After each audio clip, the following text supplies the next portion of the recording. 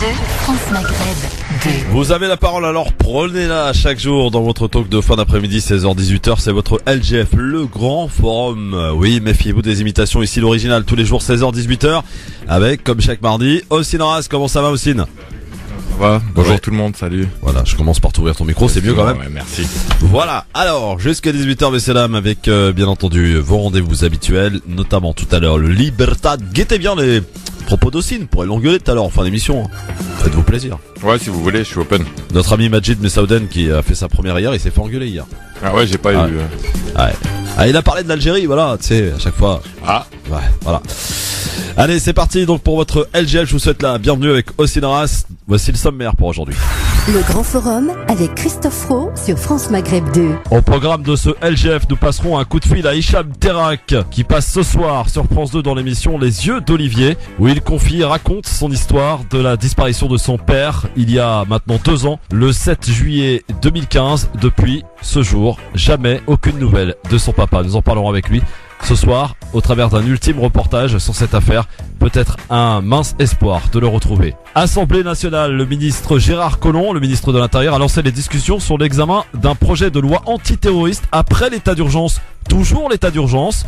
On se posera la question, nos libertés individuelles sont-elles toujours menacées? Et nous aborderons un sujet de société tout à l'heure. Après l'explosion des sites de rencontres sur Internet, les personnes seules choisissent pour beaucoup de retourner à l'ancienne méthode au travers des agences matrimoniales. Nous en parlerons avec notre invitée Sabrina Berima, qui a une agence matrimoniale et qui propose une porte ouverte ce samedi. Sans oublier le quiz du LGF avec toujours à gagner vos places pour le concert en partenariat avec France Maghreb 2, Rimka à l'Olympia le 6 octobre prochain. LGF, le grand forum. On est là, messieurs, dames, avec vos appels évidemment au 01 40 33 9000 et au Ossine Ras qui est avec nous ce mardi après-midi. Oui. Et aujourd'hui, ce soir, va être diffusée une émission que l'on attend beaucoup et surtout notre ami Hicham Terak, membre de la team LGF, bien sûr, qui est avec nous. Salut Hicham. Salut, comment ça va Christophe? Ça va aussi? Salut Hicham, ça va frérot? Ça va bien? Très bien, merci. C'est le grand jour, j'ai envie de dire. Bonjour à tout le monde. Ça a été tourné donc il y a quelques mois maintenant. D'ailleurs, il était passé, je me souviens, ici dans l'émission Le Grand Forum où tu avais lu d'ailleurs ce jour-là, je crois que c'était au mois de mai, si mes souvenirs sont bons. Ça date, ça va vite. C'est ça. Tu avais lu un texte extrêmement poignant qu'on pourra peut-être voir d'ailleurs à l'écran ce soir dans le studio de France Maghreb 2. On raconte ton histoire brièvement pour ceux qui ne la connaissent pas. Il y a 2 ans maintenant, ton papa, atteint d'Alzheimer, a disparu. Il était alors chez un ami et puis il a quitté donc le domicile de cet ami et depuis, plus aucune nouvelle. Et depuis, plus de nouvelles, exactement. Depuis, c'est la chasse à l'homme. C'est une grande partie de cache-cache qui malheureusement elle est pas super joyeuse, puisque c'est la recherche d'une personne très importante pour moi, mon papa, entre guillemets un petit peu mon dernier parent, puisque moi ma maman nous a quittés il y a plus de 20 ans maintenant. Et du coup voilà, je pense que toutes les personnes qui nous écoutent, quand on leur dit Alzheimer, elles savent très bien de quoi on parle et de toute la problématique autour d'Alzheimer, puisque la première victime, bien sûr, c'est la personne qui est atteinte de cette maladie, mais il y a des dommages collatéraux, justement parce que voir une personne souffrir au quotidien avec ces grosses pertes de mémoire, et puis ça vous ternit la vue, ça vous ternit la vie, ça vous marque à vie en tout cas. Et puis là, en l'occurrence, c'est quelque chose qui est très très fort pour nous, ce qu'on partage nous dans mon clan, on va dire, c'est que là il a disparu. Clairement il a disparu, donc on s'attendait pas du tout à ce scénario-là, en toute honnêteté. Quand on pense maladie, Alzheimer, on pense à un accompagnement jusqu'au bout, mais on pensait pas du tout à se retrouver à arpenter les rues, pour ma part en tout cas, à arpenter les rues, placarder des avis de recherche, chercher à avoir un maximum d'informations, à demander aux gens et aux personnes qui nous aident, et franchement ça nous va droit au cœur, surtout à moi, d'envoyer des photos de tous les petits vieux qui peuvent croiser dans la rue, qui leur semblent perdus, et du coup c'est beaucoup d'informations à traiter. C'est beaucoup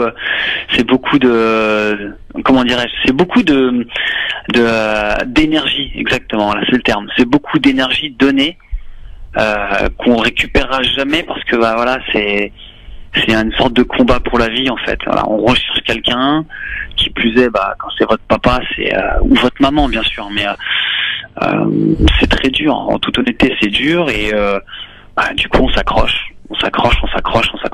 tant qu'on peut à plein de choses. Donc, Hicham, on a du mal quand même à comprendre qu'aujourd'hui, en France, dans ce pays où on peut retrouver toute personne, que l'on puisse pas retrouver un monsieur qui s'est atteint d'Alzheimer, une personne âgée. Tu mets le doigt là où ça fait mal en fait, contre Christophe. Tu sais, à un moment, on arrive à rire de tout en fin de compte, même dans des cas comme cela. Je m'étais retrouvé à plaisanter avec un ami où on s'était dit, je te promets que c'est vrai, on était en moto en train de tourner dans Paris, on s'était dit purée, on aurait dû dire qu'il revenait de Syrie, qu'il était dangereux et armé. Et je te promets, on s'est dit mais on l'aurait retrouvé mais peut-être en 24 heures. Tu vois ce que je veux dire un peu? Ouais. Mais après le problème c'est qu'on garantissait pas l'état, tu vois, parce qu'en général en France on va dire qu'on a la gâchette facile par moment. Mais oui, je suis d'accord avec toi. En France, quand t'es lambda, parce que mon papa est lambda, c'est-à-dire que c'est monsieur tout le monde, forcément, c'est un petit peu plus compliqué. Et jusqu'en 2013, je l'avais dit déjà à l'antenne, à la radio, jusqu'en 2013, il y avait un dispositif qui s'appelait la RIF. Donc c'était la recherche dans l'intérêt des familles, qui aidait justement les familles qui étaient entre guillemets victimes d'une disparition. Donc on mettait un système en place, un petit peu comme tu sais l'alerte enlèvement pour les enfants. Sauf que là, en France, il y a une chose qu'il faut surtout pas oublier, en tout cas si on ne l'oublie pas, c'est qu'on ne le sait pas, c'est qu'en France, une personne adulte a le droit de disparaître. À partir de ce postulat-là, tout est possible. Voilà, c'est là où ça devient très compliqué. Donc en tout cas, jusqu'en 2013, il y avait ce fameux dispositif qui permettait aux familles de dire voilà, je viens faire une déclaration d'une disparition inquiétante. Donc on vous demande pourquoi, par exemple là dans mon cas, mon père est malade. Ok, il a disparu, on recherche. Maintenant, ça a été arrêté parce qu'il y a apparemment eu quelques abus où on ne sait pas, peut-être que ça faisait partie des coupes budgétaires de l'époque. Ouais.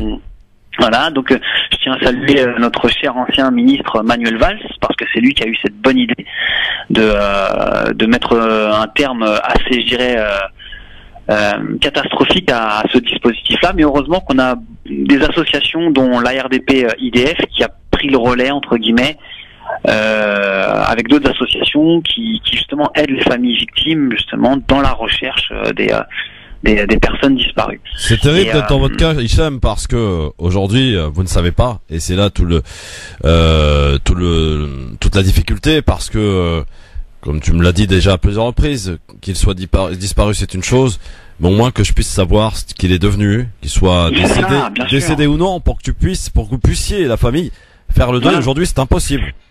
En fait, voilà, je te l'ai raconté déjà, mais c'est vrai que c'est assez bizarre de dire ça, et je m'excuse si ça choque des gens, mais en 2 ans, donc forcément, tu sais, la vie suit son cours, donc il y a des naissances et des décès. J'ai malheureusement assisté à 2 décès d'amis, tu vois, donc des amis assez proches, et tu as un sentiment incroyable, c'est là où tu te dis, tiens, la vie c'est ça en fait, quand on est, on vit, on meurt, d'accord? Sauf que moi, je suis on est, on vit, on cherche. Et le problème, c'est que quand tu te retrouves dans des situations telles la recherche d'une personne, c'est que tu ne sais pas. Donc voilà, c'est le doute qui est permanent. Donc moi, aujourd'hui, je suis sûr, tu vois, j'ai des certitudes d'être dans le doute. Tu vois ce que je veux dire? C'est un petit peu un jeu de mots un petit peu alambiqué, mais c'est facile à comprendre.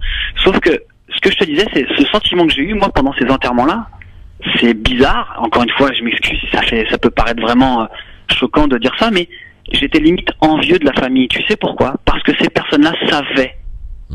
C'est bête, mais ils savaient où c'est. C'est la fin. Là, c'est une réalité. Elle est humaine. Donc, voilà, c'est ça la vie. Elle s'arrête à un moment. Tu vois ce que je veux dire? Cette vie physique s'arrête à un moment. Donc, tu te retrouves là.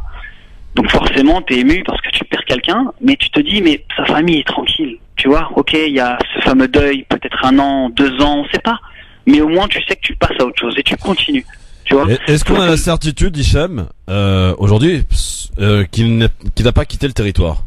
Non, malheureusement non, puisque moi tu sais, je me suis rapproché de toutes les institutions possibles, et donc on passe par le consulat, et puis tu sais, moi ma famille au Maroc ou en Algérie, c'est une grande famille, donc du coup, si mon père avait entre guillemets passé les frontières, on l'aurait su assez rapidement. Et puis aussi, un détail très important, c'est qu'il n'avait pas ses papiers.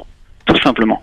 Donc on peut se dire que bon bah je sais pas, il prend la voiture et puis voilà, mais c'est un peu compliqué à son âge, tu vois, de partir sur un road trip, tu vois, à l'envers, quoi. Comment rentrer dans justement nos pays sans papier, c'est un peu compliqué par moment bien aussi, sûr. tu vois. Et puis donc c'était cette émission après avoir reporté évidemment les rues, tous les quartiers, parfois même des quartiers un peu spé, hein.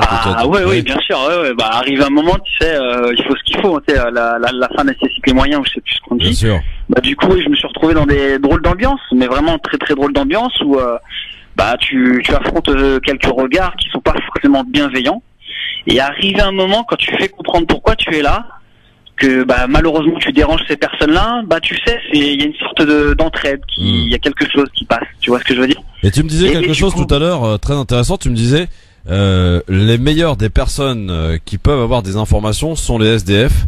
Et les SDF, voilà exactement. Limite, je pourrais même te dire, tu sais, ces gens qui sont tout le temps dehors à boire, qui sont pas forcément des SDF. Et bah, je sais que ça choque aussi, mais les dealers. Voilà. Désolé, je les mets un petit peu en avant, mais dis-toi une chose, ce sont des personnes qui sont tout le temps aux mêmes endroits. Tu vois ce que je veux dire?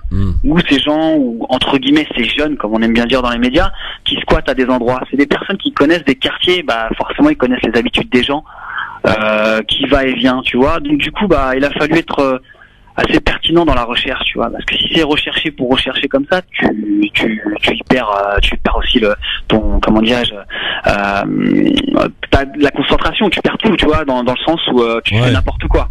Et donc il a fallu à un moment se dire bon, clairement, quand tu arrives dans un quartier, par exemple comme Barbès, tu sais, bah voilà, tu vas dans les cafés, de petits vieux. C'est drôle à dire, mais c'est parce que ces petits vieux-là ont leurs habitudes depuis des années et des années. Donc quand il y a un étranger dans le quartier, ils le savent. Tu vois. Ensuite, bah, tu vas voir les SDF, tu vas voir des quartiers un petit peu plus chauds où tu sais que c'est pas trop sympa d'y traîner le soir ou à certaines heures. Comme tu vas dans d'autres quartiers où, limite, j'ai eu plus peur d'aller dans ces quartiers-là, que aller voir des gars qui traînent ou qui squattent à certains endroits, parce que, bah, tu te retrouves dans des camps de réfugiés, sur Stalingrad, par exemple, ou les quais de Gemap. La nuit, les quais de Gemap, bon, je crois que ça a un petit peu changé. Mais les quais de Gemap, à une époque, c'était, mais fallait voir, tu sais, sur 20, 30 mètres, voire 40, 50 mètres, une succession de sacs de couchage avec des matelas. Et tu te dis, mais attends, mais en journée, tu vois pas ces trucs-là. Et forcément, tu vois certains regards, tu te dis, ouais, les gars, ils sont chauds, tu vois. Et bah, quand je te parlais de drôle d'ambiance, c'est que, bah, il y a des moments, tu vois des corps qui sont couverts par des couvertures. Bah, tu y vas, et puis tu lèves un peu la couverture pour voir le visage. Mais t'es pas à l'abri de te prendre un coup ou tu vois, de te retrouver dans une sale situation. Hicham, il y a eu aussi une auditrice auditeur, donc ce Facebook qui a plutôt bien marché, tu as relayé ton histoire et donc beaucoup de signalements qui t'ont été rapportés. Du coup, tu expliques d'ailleurs que des fois en pleine nuit, obligé d'aller à l'aéroport parce que quelqu'un aurait cru apercevoir évidemment ton papa. Est-ce qu'à chaque fois que tu as eu à se rendre dans ce type d'endroit, c'était une petite lumière qui s'allumait et puis malheureusement ça s'éteint rapidement, quoi? En fait, par exemple, la dernière fois que c'est arrivé, c'est tu sais à Orly quand il y a eu l'attentat, tu vois. Alors ça a été, on aurait pu en faire un film. J'étais en pleine réunion, j'étais véhiculé. Écoute bien, j'étais véhiculé. Quand j'ai vu les photos, j'en ai reçu, je crois, une quinzaine ou une vingtaine, à chaque fois la même photo, mais de personnes différentes. Donc autant te dire que les gens sont très réactifs. Et donc forcément, quand je vois l'image, je me dis, mais ça ressemble à mon père. Et je me dis pas c'est mon père, ça lui ressemble fortement. Et puis à un moment, j'ai quelqu'un qui m'envoie une photo, mais de très bonne qualité et tout. J'ai fait, oh, c'est lui. Écoute, j'étais véhiculé, je suis parti, j'ai dû faire, je sais pas moi, j'ai dû courir jusqu'à la gare. Tu vois, donc mais la gare n'était pas à côté, c'est ça le pire. C'est que j'ai dû mettre, je crois, un quart d'heure pour y aller, tellement j'étais complètement retourné, j'ai tout oublié. Je me suis retrouvé dans une situation dans laquelle j'étais quand ça faisait même pas quelques jours que mon père avait disparu, tu comprends? Donc du coup, je suis parti là-bas, il y a eu l'attentat, les transports étaient fermés, la route fermée, j'ai réussi à me rendre là-bas. Et donc forcément, arrivé à Orly, tu cherches. Et ce qui se passe, c'est que tu passes par tous les états. Quand je te dis par tous les états, Christophe, c'est juste atroce. C'est que si c'est pas lui, bon, tu te dis bon, c'est pas grave, tu vois, on continue. Mais tu te rends pas compte des conséquences après. Mais tu dis et si c'est lui? Et c'est un scénario sur lequel je n'arrive pas pour le moment à m'en rendre compte, à en prendre vraiment conscience, parce que je me dis que si c'est lui, qu'est-ce que je fais? je l'attrape, je lui parle, mais la maladie aidant, tu sais, il y a de fortes chances, et c'est déjà arrivé, à ce qu'on retrouve une personne, mais qu'elle ne reconnaisse pas du tout ses enfants. Ouais, bien sûr. Tu vois. Ouais. Donc t'as tout ce choc psychologique et il y a tout ça. Donc faut y aller de blindé, tu vois, dans ta tête.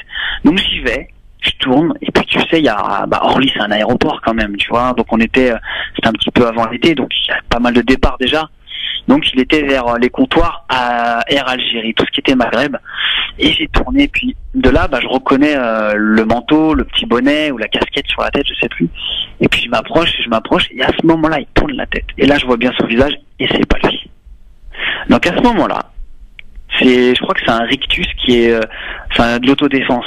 Un petit sourire qui s'esquisse sur la bouche, en mode, tu vois, et puis je fais un signe de la tête, ça va, Haj? Il me regarde, il me fait, oui, ça va. Puis moi je passe, tu vois, comme si de rien n'était. Et puis je repense encore une fois pour être sûr que je me trompe pas, tu vois. Et à ce moment-là, donc il y avait une personne qui était autour de moi qui me demandait alors. Je crois que j'ai dû mettre peut-être 2 heures avant de répondre et pour dire non, c'est pas lui. Pourquoi? Parce que je me suis posé, je me suis posé et en fin de compte, je me suis posé sur une fameuse terrasse de café et je me suis affalé dans un canapé et j'ai attendu, comme si je venais de prendre un KO et il fallait que je me réveille. Tu vois ce que je veux dire? Donc la problématique, elle est là par moment, c'est que je reçois énormément de photos et heureusement, et c'est pour ça que je suis tout le temps sur les réseaux, et il y a des fois où t'as beaucoup de doutes, il y a des fois t'es sûr et certain que c'est pas lui, mais du coup voilà, tu luttes et on espère, on croise les doigts, Inch'Allah, tout ce que tu veux que arrive un moment, on va m'envoyer la bonne photo. Tu vois? Hicham, il y a eu cette émission, donc Olivier Delacroix qui t'a contacté, la production de Les Yeux d'Olivier, qui est une très belle émission d'ailleurs, au demeurant, qui est diffusée, qui a été tournée donc au mois de mai. C'est un spécial avis de recherche, je crois, et donc parmi les différents parcours, il y a le tien, donc ton histoire, ton expérience, ton vécu.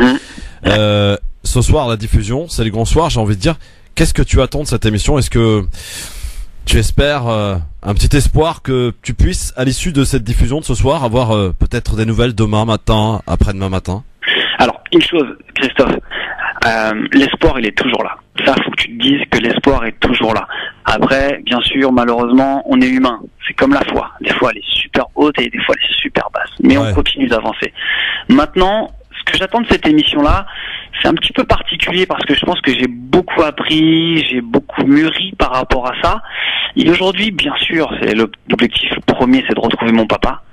Mais il y a quand même, je pense que les gens vont le découvrir ce soir, il y a un petit appel, je fais un gros appel du pied à nos amis les politiques, qui serait bien qu'ils bougent un peu les fesses quand même sur ce sujet-là, parce que il y a beaucoup de monde qui est un peu sur le carreau.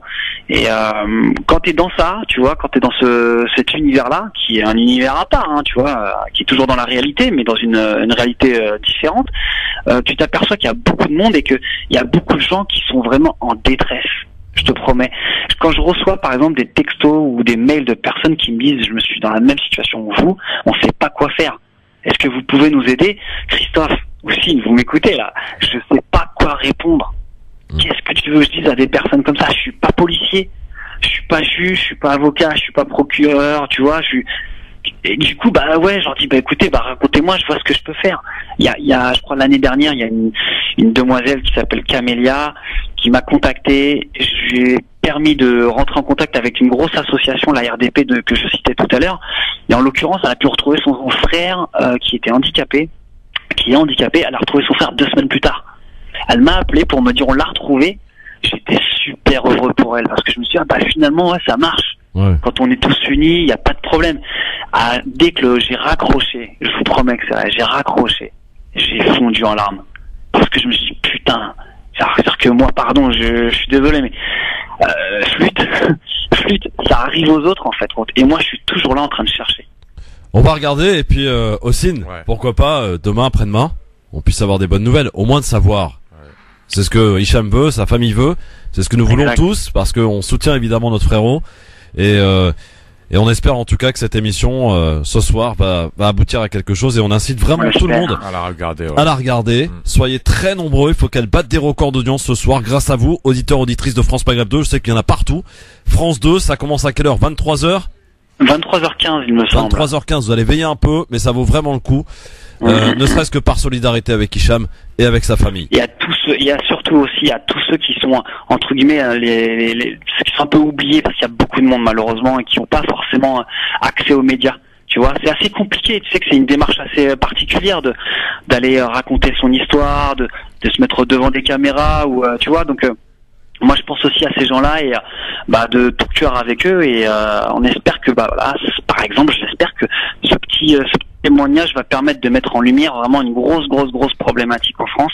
C'est ça, c'est que quand une personne disparaît, quand elle est d'un certain âge, il y a pas de dispositif. On a tout aujourd'hui, voilà, on a tout. Quand il y a des catastrophes, on arrive à mettre des systèmes en place, ou quand il y a, tu vois, voilà, vous savez tous ce qu'il y a, mais en l'occurrence, il y a des oubliés, et les oubliés, c'est ceux justement qui disparaissent. Ouais, voilà, malheureusement, voilà, on sait qu'aujourd'hui en France, à peu près 10 000 personnes disparaissent, mais disparaissent vraiment, ils s'évaporent. Voilà. Rendez-vous ce soir. Fait partie, malheureusement. France 2, 23h15, des yeux d'Olivier, le parcours de Hicham Terak et sa famille pour retrouver leur papa. Merci mon Christophe. Disparu il y a 2 ans maintenant. 2 ans, imaginez-vous, c'est long aussi. 2 ans. Très long, ouais, courage à toi, mon pote. Ouais, écoute, j'ai pris un peu de cheveux blancs, un peu de poids, tu vois, parce que ça te fait vieillir tout ça, hein. J'imagine. Ah ouais, ça fait vieillir, hein. En tout cas, je suppose que ce soir tu vas être cloîtré devant la télé. Ah, je pense que ce soir, tu sais, un peu comme un gros classico du style Real Barça, j'ai un téléphone. Ouais. Tu seras pas le seul. Et à mon avis, je pense que là, je vais être au fin fond de mon lit, sous la couette, et on va voir comment je vais réagir, tu vois, donc... Et je pense, mon petit doigt me dit que tu seras pas le seul et que tous ceux qui nous écoutent, et ils sont nombreux cet après-midi, vont faire la même. Ce soir, 23h15 sur France 2, les yeux d'Olivier et Hicham Terak. Merci mon pote, à bientôt. Merci à toi, ciao. Ciao. Voilà, on l'espère en tout cas, de bonnes nouvelles pour lui, enfin de bonnes nouvelles, des nouvelles. Quoi qu'il en soit, qu'elles soient bonnes ou mauvaises, mais des nouvelles, c'est ce qu'il importe. Sans aucune transition, c'est un texte particulièrement sensible qui fait son entrée dans l'hémicycle hier, celui du projet de loi antiterroriste qui doit permettre de sortir de l'état d'urgence et même se substituer à cette mesure par essence provisoire mise en place après, vous le savez, les attentats du 13 novembre 2015. Les députés ont commencé son examen hier et le moins qu'on puisse dire, c'est que les débats s'annoncent houleux avec des dispositions comme l'élargissement des périmètres de surveillance ou encore l'inversion de la charge de la preuve. Et pour les opposants au texte, il s'agirait ici d'une fausse sortie de l'état d'urgence, d'où cette question.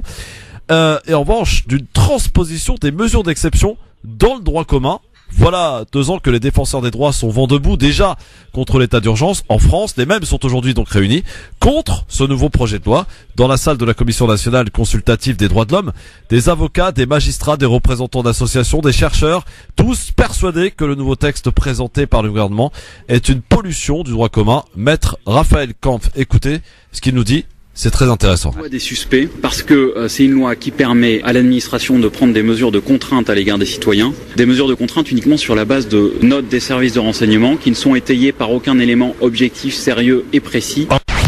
Ce qu'il faut savoir, à en croire ses détracteurs, le texte dissimulerait ses intentions grâce à un changement de vocabulaire, une véritable novlangue sécuritaire, explique Laurence Bisson, secrétaire générale du syndicat de la magistrature. Les termes de perquisition et d'assignation ont disparu du texte. Et pourtant, la réalité demeure. On est face à une novlangue qui renomme des perquisitions en visite domiciliaire et les assignations deviennent des mesures de surveillance individuelle. Eh ouais. Très malin en tout cas, des intrusions dans la vie des personnes qui conduisent, vous l'avez compris, à ne plus viser seulement les terroristes, mais des écologistes, des militants politiques. Amnesty International d'ailleurs recensé 160 manifestations interdites pendant l'état d'urgence, selon l'organisation, loin de la lutte contre le terrorisme. D'où cette question aussi. Aujourd'hui, après l'état d'urgence, toujours et encore l'état d'urgence, nos libertés individuelles sont-elles encore une fois menacées? La réponse, semble-t-il, est oui. Et donc il y a de quoi s'inquiéter puisque, vous l'avez compris, on change de vocabulaire pour finalement rester à la même chose. Ossine. Ouais, franchement, en fait, comme tout le monde le pense, je pense que c'est vraiment la vérité, c'est qu'en l'instaurant comme ça dans le droit commun, en fait, c'est plus un truc exceptionnel. C'est-à-dire vraiment, ça va être quelque chose de naturel. Toutes tes perquisitions, etc. Déjà d'une par rapport à notre communauté ou nos communautés, elles vont être banalisées. Ouais. Ok, c'est plus quelque chose d'exceptionnel par rapport à des cas concrets à la suite d'attentats ou des périodes troubles. Ça va être instauré vraiment de manière naturelle. Et de deux, ça va être élargi à tout le monde. puisque justement parce que ça rentre dans le droit commun, on n'est plus lié directement au terrorisme ou quelque chose comme ça. Comme tu l'as dit, ça peut être des journalistes, ça peut être des réalisateurs de films, ça peut être des écologistes, comme on l'a vu d'ailleurs, des militants politiques mais de pays étrangers qui en France avaient quand même une certaine liberté, aujourd'hui seront perquisitionnés, etc. aussi. Voilà, franchement c'est plus que dégueulasse. En plus, ça va passer. On va suivre ça de près, en tout cas, parce que ça a commencé évidemment hier. Les discussions risquent d'être assez mouvementées, va-t-on dire. En tout cas, heureusement qu'il y a des gens qui veillent, qui essaient, en tout cas, de faire respecter. Mais par exemple, ils disent interdire le séjour dans tout ou partie d'un département à une personne dont on considère qu'elle entrave de quelque manière que ce soit l'action des pouvoirs publics. Un militant citoyen pourrait être interdit de sa ville ou de son département par rapport aux actions qu'il mène. Tu vois, ça veut dire un opposant peut-être un peu trop virulent, peut-être peut se voir interdire. Ouais, exactement. Si on considère qu'elle entrave de quelque manière que ce soit l'action des pouvoirs publics. Un militant pour les violences policières, un militant politique par rapport aux politiques locales dans sa ville ou dans son quartier, etc. Ben ça va être très dur. Même les journalistes qui sont un peu trop militants, un peu trop dangereux, ben on pourra aussi les écarter. Il va falloir suivre ça de près, évidemment. Vos réactions nous intéressent, bien sûr. 01 40 33 9000 tout à l'heure pour faire vos remarques, bien sûr, dans le cadre de Libertad, bien sûr. Et puis dans un instant, on va changer littéralement de sujet. Je sais qu'il y a beaucoup plus et de plus en plus d'ailleurs de célibataires aussi, beaucoup de personnes divorcées qui se retrouvent seules et qui ont du mal à vivre avec cette fameuse solitude. Et beaucoup avaient fait le choix donc d'emprunter les réseaux sociaux, ou plutôt les sites de rencontres, qui ont eu d'ailleurs un succès assez croissant et important à l'époque. Il semble que ceci s'atténue et que certaines personnes décident de retourner à l'ancienne méthode, de confier donc son cas à une agence matrimoniale pour qui donc ce sont des professionnels et qui essaient de faire une espèce de speed dating finalement, et de faire se rencontrer le profil idéal de sa moitié. Eh bien, on en reparle avec Sabrina qui a justement une agence matrimoniale. On va essayer de comprendre un peu comment ça se passe. Personnellement, j'ai jamais tenté, mais on va essayer de savoir un petit peu comment ça se passe. Est-ce que ça peut rassurer des gens finalement qui sont peut-être timides et qui n'osent pas sortir? Eh bien, l'occasion est peut-être donnée. Et justement, Sabrina qui offre une porte ouverte ce samedi. On en reparle avec elle dans un instant. Ne bougez pas, restez bien. Sur France Maghreb 2, je vous annonce une petite info importante pour les auditeurs de Marseille. Sachez que le concert de Hakim a été annulé et que tous ceux et toutes celles qui ont donc réservé peuvent se faire rembourser auprès des différents endroits où ils ont finalement acheté les places. Donc n'hésitez pas à aller vous faire rembourser. C'était vendredi le 29 septembre au Moulin à Marseille. Le concert est donc annulé, tout simplement. À tout de suite. France Maghreb 2, France Maghreb 2. LGF, le grand forum, merci d'être avec nous sur France Maghreb 2 avec Océnaras jusqu'à 18h pour vous accompagner. Je rappelle que tout à l'heure, vous pourrez gagner des places pour le concert de Rimka, concert partenariat France Maghreb 2 le 6 octobre prochain, l'Olympia, dans le cadre du quiz du LGF, donc à ne pas louper tout à l'heure.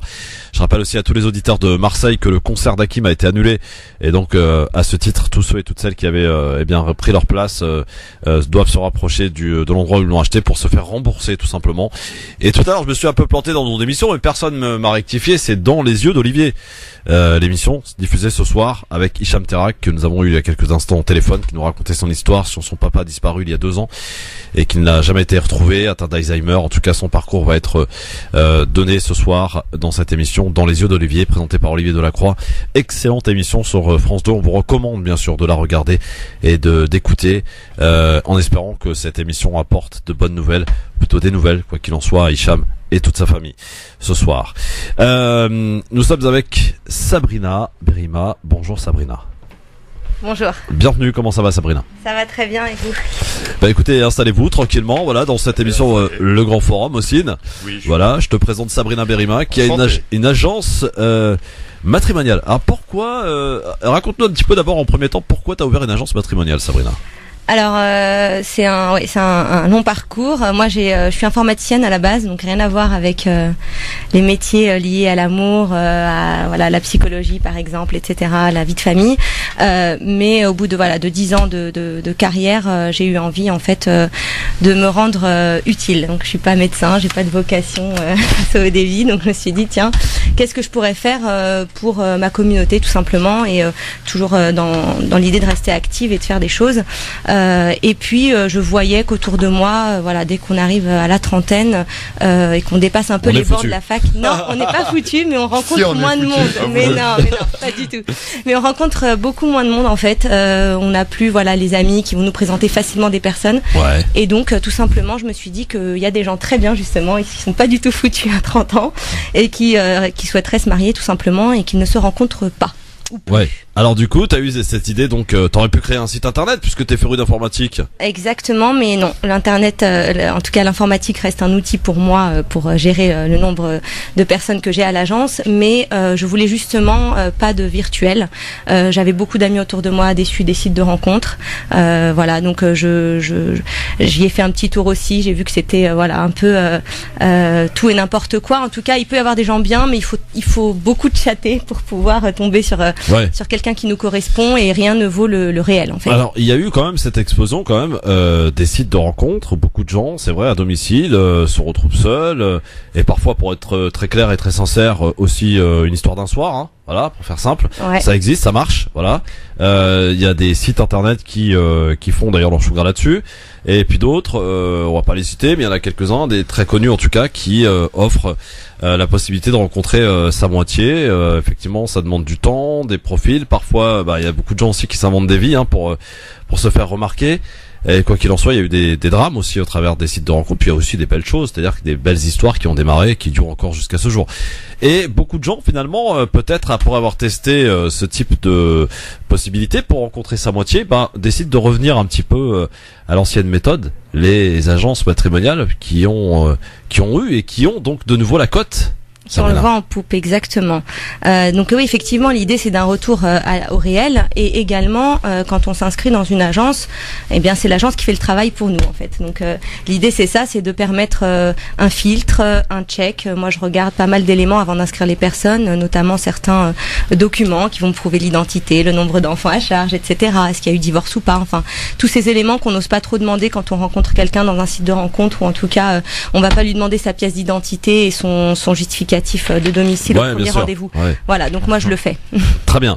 Alors l'agence matrimoniale que tu as s'appelle Abelni. Abelni, et donc tu fais ce samedi donc une porte ouverte. Exactement. Alors on se dit comme ça à première vue, c'est quoi une porte ouverte dans une agence matrimoniale? On sait à peu près comment ça marche, non? C'est tout simplement, les gens en fait n'osent pas forcément. Alors moi j'ai pas mal de personnes très courageuses qui m'appellent et qui d'ailleurs se rencontrent et se marient, alhamdoulilah. Mais il y a encore pas mal de personnes qui restent sceptiques, qui n'osent pas franchir nos portes, et donc elles sont grandes ouvertes samedi, Inch'Allah, pour mais pouvoir renseigner. Mais ça a un coût tout ça, non? Ça a un coût, mais après voilà, il faut investir pour que les gens puissent se connaître, et donc nous en fait c'est vrai que comme on est une des premières, ou en tout cas une qui résiste et qui dure, il faut pouvoir en même temps on va dire amener les gens à nous et parler du concept en fait, en même temps d'amener des adhérents. Il faut aussi un peu éduquer. Une des premières, tu veux dire une des dernières? Non, une des premières justement, qui reviennent dans la nouvelle époque. Exactement. Voilà, donc justement, puisque tu parles aussi, j'ai un petit pari à proposer à Sabrina. Est-ce que tu peux passer un petit test à notre ami Ossine, là, avec toi, à côté de toi, pour savoir si c'est le profil idéal, s'il est mariable ou pas. S'il est mariable. Voilà, je veux savoir s'il est mariable. Alors, parce qu'il y a longtemps que j'ai pas fait un mariage, donc je veux savoir. À la radio. Alors, en direct comme ça, quel genre de questions tu pourrais lui poser? Vas-y. Alors soit j'en sors vainqueur et je suis le meilleur mec de la planète, là, la réponse du quiz. Soit t'es foutu, mon vieux, définitivement. Et là, devant tout le monde, voilà, exactement. Alors vas-y. Alors Ossine, est-il mariable? Attention, Sabrina. Première question. Première question, son âge. Mais ça va être des questions indiscrètes. Son âge. Non, je vais essayer de pas être trop indiscrète. Ok, 33 ans. 33 ans, d'accord. Est-ce que tu as déjà été marié aussi? Non, jamais. Jamais marié? Non. T'as déjà essayé ou pas? Fiancé? Pas spécialement. Essayez quoi? C'est-à-dire c'est un peu ambigu comme question. Non, Sabrina, essayer de te marier, pardon. Essayer de te marier, de trouver l'âme sœur. Non, essayer ou... Essayer, oui. Est-ce que t'as fait des rencontres concluantes, ou est-ce que t'as demandé à ton entourage? Il n'y a jamais eu rien de concret, non. Non? Est-ce que c'est une volonté de ta part, ou est-ce que tu n'es pas encore prêt? Je sais. Non, alors là, je suis prêt, mais je sais pas si c'est une volonté ou pas. Il y a un manque d'opportunité peut-être. Ouais, exactement, voilà. Et alors, comment tu fais si tu dois comment tu fais si tu dois te dire je vais chercher quelqu'un? Qu'est-ce que tu fais? Tu demandes à qui? Tu fais quoi? Je demande à ton agence matrimoniale. Et voilà, c'était ça. C'était pour prouver qu'il manque d'opportunités, tout simplement, en fait. Bon, alors est-ce qu'il est mariable? Bah écoutez, j'ai pas encore posé assez de questions, Oui, mais mais il tu m'a m'as l'air vu très bien. physiquement Il m'a déjà, l'air tu m'as très vu. bien. Il m'a l'air très bien. Il a tous les atouts, mais après il faut voir qui lui correspond surtout. C'est pas. Alors justement, c'est très important ça parce que effectivement, quand on va dans une agence patrimoniale, donc on est par exemple des gars là, comme nous, vous et moi, aussi les moi. Quoique moi j'ai pas besoin. Quoi qu'il en soit, on va. Qu'est-ce qui se passe? Donc on pose une série de questions comme tu viens de le faire lors d'un entretien. Moi c'est voilà, je pose une série de questions aux hommes comme aux femmes. Je reçois donc personnellement chaque candidat, chaque personne qui souhaite s'inscrire ou voilà ou se renseigner. Et en fait évidemment voilà, je fais j'élabore un certain profil. Après j'aime pas trop parler de profil, mais on est obligé voilà de mettre des mots sur des notions. Et donc je vois en fait.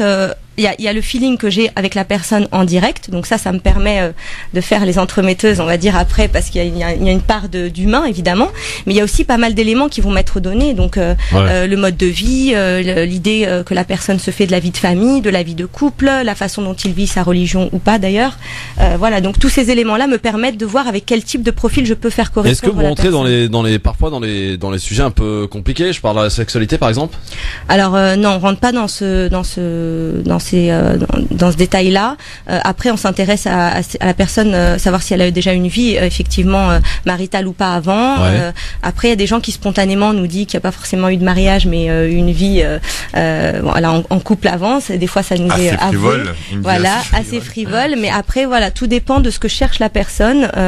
Mais c'est vrai qu'en général, quand même, les personnes qui viennent vers moi sont plutôt des personnes qui cherchent le mariage assez rapidement, et donc on va dire plus ou moins pratiquantes. Après, ça veut pas dire grand-chose pratiquement, oui, mais en tout cas qui se disent musulmans et qui souhaitent voilà avancer dans le mariage. Moi j'avais quelques questions. Oui, vas-y aussi. Ouais. Avant, qu'est-ce que tu faisais avant? Alors moi je suis coach en créa, donc moi aussi je vais te coacher un petit peu. Ok, je vais voir, ça marche. Qu'est-ce que tu faisais avant dans la vie? Informaticienne. Ah d'accord, rien à voir. Rien à voir. Mais dans ta jeunesse ou dans ta vie, est-ce que tu avais l'habitude d'être entremetteuse comme ça entre des couples? Est-ce qu'on t'a déjà dit ah ouais mais franchement toi t'es trop forte, tu aimais bien faire ça? Moi j'ai toujours aimé faire ça. D'accord. Donc, j'ai toujours essayé de caser toutes mes copines.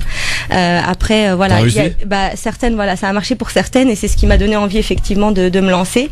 J'aime bien le côté humain, j'aime bien voilà sentir un peu les personnes et voir qui peut aller avec qui. Donc ça c'est vrai que c'est un espèce de, on va dire, sixième sens, c'est un grand mot, mais quelque chose que j'aime faire en tout cas.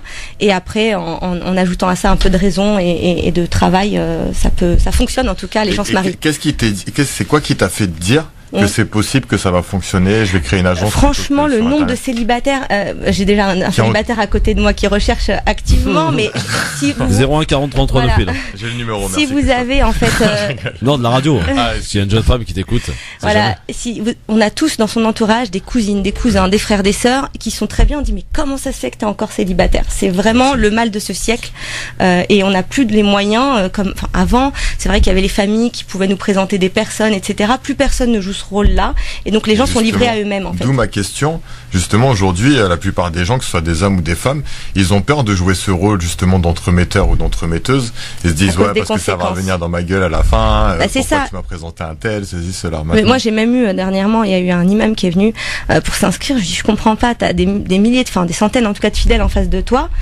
Comment ça se fait que t'aies besoin voilà de venir vers moi? Enfin voilà, c'est plutôt, ou même des gens qui ont des restaurants. Pareil, je lui dis mais tous les soirs il y a des tonnes de filles célibataires qui viennent. Il suffit juste de parler, de dire j'aimerais bien te voir dans un cadre voilà éthique et voir si on peut se marier. Enfin en tout cas tenter de discuter en comme vue ça du mariage. direct. Allez on se marie. Ah ouais, moi je suis comme ça moi. Ouais. Et ça c'est comme ça que ça fonctionne en réalité. Hein. C'est quand on va à droite au but. Pardon, je suis pas d'accord du tout. Ah oui, non pardon. Mon expérience me prouve le contraire. C'est en apprenant à connaître la personne, avec qui on partage des choses, etc. que finalement, moi je considère. Évidemment, mais j'ai l'impression quand même que le mariage c'est un petit peu quand même un truc allégé. Le mariage c'est quand même une décision très importante. Le mariage c'est quelque chose pour la vie. Et moi quand j'ai dit oui à mon épouse, au jour d'aujourd'hui ça fait 16 ans.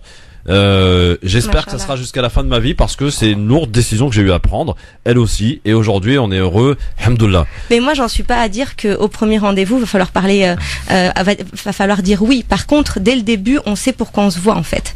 Voilà, c'est juste ça. C'est apprendre à faire connaissance. Oui, tout à fait, évidemment. Après, ça dure.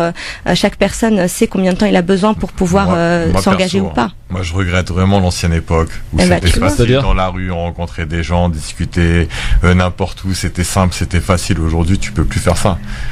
Parce que les meufs ou les filles ou les garçons de leur côté, ils ont connu des mauvaises expériences, donc ils sont assez freinés. Quand quelqu'un t'aborde ou te parle dans la rue, c'est tout de suite, ça va lui faire penser à telle ou telle personne. Donc dès le début de la relation, il y a des flashbacks qui reviennent dans la tête. Et ils n'osent plus, on est dans une époque où on n'ose plus. On n'ose plus, ouais, exactement. On pense que des amis et des réseaux sociaux, ça suffit et qu'on n'a pas besoin de faire de nouvelles relations ailleurs. Et c'est là où je trouve pertinent de faire un centre matrimonial, mais vraiment réel et pas fictif. Physique, ouais. Vraiment physique et pas virtuel. Non, moi je pense que ça peut marcher. Le problème, c'est que justement, la toile Internet, pourquoi elle fonctionne? Parce que t'as plus d'espace géographique pour une offre comme la tienne. C'est-à-dire que c'est ouvert sur toute la France, voire tous les pays francophones. Toi, comme c'est une agence, c'est plus fermé, ça va être plus centré. J'ai des gens qui viennent de loin en France, comme juste ça. Pour toi. Juste pour moi. Pas pour moi, pour trouver l'âme sœur. Sabrina, aujourd'hui, d'abord, si vous souhaitez poser des questions à Sabrina, vous êtes célibataire, vous avez peut-être eu une expérience sur le site internet ou au travers d'une agence matrimoniale. Venez nous la faire partager. Franchement, des preneurs 01 40 33 9 minutes. Sabrina, oui. D'abord, est-ce que tu as plus de filles que de garçons? Sensiblement plus de filles que de garçons. Ah, donc les femmes sont plus sérieuses et cherchent à se marier. Exactement. Et sachant que dans les sites de rencontres, on a 70% d'hommes pour 30% de femmes. Ce qui montre un peu la différence. Et quelle est la tranche d'âge à peu près? Franchement, les tranches d'âge, moi j'ai des personnes de 20, 21 jusqu'à 70 ans. Il faut appeler une agence matrimoniale. Donc le plus grand nombre de personnes se situe pour les femmes entre 25 et 39, 40 et pour les hommes un peu plus âgés, donc plus 27, 28 jusqu'à 50, 60. D'accord, ok. Ouais. C'est cool, c'est super intéressant, c'est à tester. Vous voulez m'envoyer en cobaye, Christophe? Exactement, on pourrait éventuellement t'envoyer en cobaye pour savoir. C'est pour ça qu'il y a les portes ouvertes. Est-ce que tu penses que dans ton casting là, Sabrina, tu peux trouver éventuellement une femme qui pourrait se correspondre comme ça à première vue à Hocine? Alors franchement, si je présentais les personnes juste avec 5 minutes de discussion, voilà, non, c'est un peu trop faible pour pouvoir. Est-ce que tu arrives à détecter les chauds lapins aussi? Pas forcément, mais en tout cas, je pose des questions qui me permettent de voir, le sérieux de la personne, où il souhaite aller, comment il souhaite y aller. C'est pour ça que les questions, elle les a arrêtées rapidement avec moi. Exactement, parce qu'après, ça devenait dangereux pour toi. 01 40 33 9 8, Jamel, bonsoir. Bonsoir. Bonsoir, Jamel. Bonsoir. Bonsoir. J'espère que vous allez tous bien, puis que tous les auditeurs aussi. Ouais, impeccable, ouais. Ouais. Moi, c'était juste pour dire que, avant, ils divorçaient pas. Et je parlais à l'ancienne. Les parents, même une fois que j'étais marié, ils n'allaient pas divorcer. C'est vrai. Après, même si c'est pareil, moi j'ai connu mes parents, ils n'ont jamais divorcé. Donc moi je m'en rappelle, c'est vraiment à l'ancienne. C'était à Lyon, on avait la maison, enfin on habitait avec notre père, le père et la mère. Mon père il était au rez-de-chaussée, ma mère en haut. Ah on passait d'en haut en bas. Et ils n'ont jamais divorcé. Mais maintenant, le souci, c'est que tant qu'ils sont pas mariés, les jeunes, moi c'est un truc que je vis, donc je suis pas marié, je me suis jamais marié. Mais tant que vous n'êtes pas marié, dans la dispute, il n'y a pas la menace. Ah, je vais demander le divorce. Alors que maintenant, moi j'ai plein d'amis qui sont mariés, et pourtant ils sont restés des années ensemble. Hein. Le jour où ils sont mariés, c'était la guerre. Jamel, pourquoi tu t'es pas marié? C'est un choix?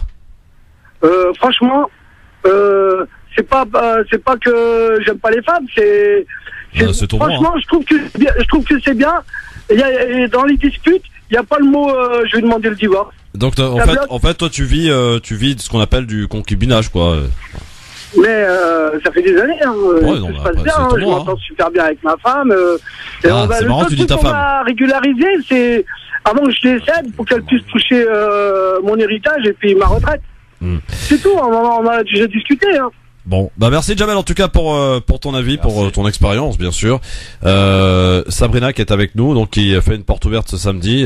L'agence s'appelle, pardon, je retiens Abelni. Abelni, ça veut dire quoi Abelni? En arabe, Qabelni ou bien Abelni, si on enlève le qaf, ça veut dire rencontre-moi. Ah, très bien. Alors donc, tu reçois la personne, que ce soit garçon ou fille, et ensuite tu discutes, tu établis un profil, on va dire, c'est comme ça que ça marche. Ouais. Et ensuite, tu regardes un peu dans tes fichiers et tu te dis, tiens, ces deux-là pourraient se correspondre, c'est ça? Exactement. Et après, tu les fais se rencontrer. Exactement. On est situé sur une péniche à Agnières-sur-Seine, donc le sympa, cadre en il plus, est le très cadre. très agréable, ouais. Juste pour la péniche aussi, ça vaut le coup, je crois. Ouais, ça vaut le coup, c'est Franchement, clair. ouais, c'est très sympa. Ouais. En tout cas, on perd jamais notre temps. On est là, on prend un café, on discute avec une personne, on se rend compte parfois de ce qu'on veut ou ce qu'on ne veut plus. Donc c'est toujours des discussions. En tout cas, les rencontres aboutissent toujours à soit une suite, soit une remise en question. En fait, ou vous faites des highlight dating. Exactement. Alors, est-ce qu'elle est encadrée, cette première rencontre? Encadré, c'est-à-dire. Bah, est-ce que vous êtes là? Est-ce que vous êtes Nous, on n'est jamais trop loin, en fait. Ouais. Après, il y a une salle prévue vraiment à cet effet. Donc les Est-ce que personnes tu as eu à discutent, intervenir parce que ça tournait mal? Non, jamais. Franchement, non. Mais je filtre très très bien mes inscrits avant. Et comment tu fais avec ceux qui sont comme moi, très timides? Il arrive qu'on amorce la discussion, qu'on présente les personnes, voilà, on les lance un petit peu, tiens. Parce que c'est jamais facile là aussi là. Quand tu te retrouves comme ça face à une fille comme ça et que tu dois entreprendre, tu dois y aller quoi. Il suffit de se présenter. Bah, et moi, puis, je suis assez sociable. Moi, ça moi, va. je trouve pas ça difficile. Ouais. Mais, Ouais. C'est pour ça je que tu es toujours comprends pour célibataire certains, d'ailleurs. ouais. Hein? C'est peut-être pour ça, ouais, d'ailleurs. En tout cas, alors donc premier rendez-vous. Après, il y a une comment dirais-je? Vous Alors, faites un point avec les deux personnes en question en fait, séparément. il n'y a pas d'échange de numéros pendant la rencontre. Ça D'accord. permet justement de garder l'anonymat si la personne ne nous a pas plu. Et Ouais. ça, c'est très très apprécié des candidats. Ouais. Et puis, si les deux se plaisent, donc ils reviennent vers nous effectivement après le rendez-vous. Si les deux sont d'accord pour continuer, on les met en contact. Voilà. En contact téléphonique. Et Exactement. après ils font leur vie quoi. Ils font leur vie. Après, nous, on suit de près. Et pour les jeunes femmes, quand elles ont un tuteur à nous communiquer, eh ben on informe le tuteur. Ah ça arrive. Ça arrive, ouais. D'accord. Voilà. Très bien. Et donc quel est le pourcentage de réussite de mariage? Alors moi, j'aime pas parler de pourcentage de réussite parce que c'est vendre du rêve. Il y a des personnes pour qui ça Bah, va tu vends très un peu très du vite. rêve, Sabrina, pardon, mais Non, c'est très concret. Les gens se marient, ça marche. quoique des fois pour certains Après- c'est pas vraiment un rêve le mariage. Hein. Pour certains j'ai dit. Hein. Oh, les gens aimeraient bien tous se marier, je pense. En Oui, tout cas, bah, vivre en- des fois tu connais le dicton, vaut mieux vivre seul que mal accompagné parfois. Ça, c'est sûr. Voilà. Mais bon, après, quand on trouve l'âme sœur, on est bien content. Voilà, évidemment. d'avancer. Donc- Je sais plus ce que je disais. C'est ça, c'est un peu le principe en fait. Ouais.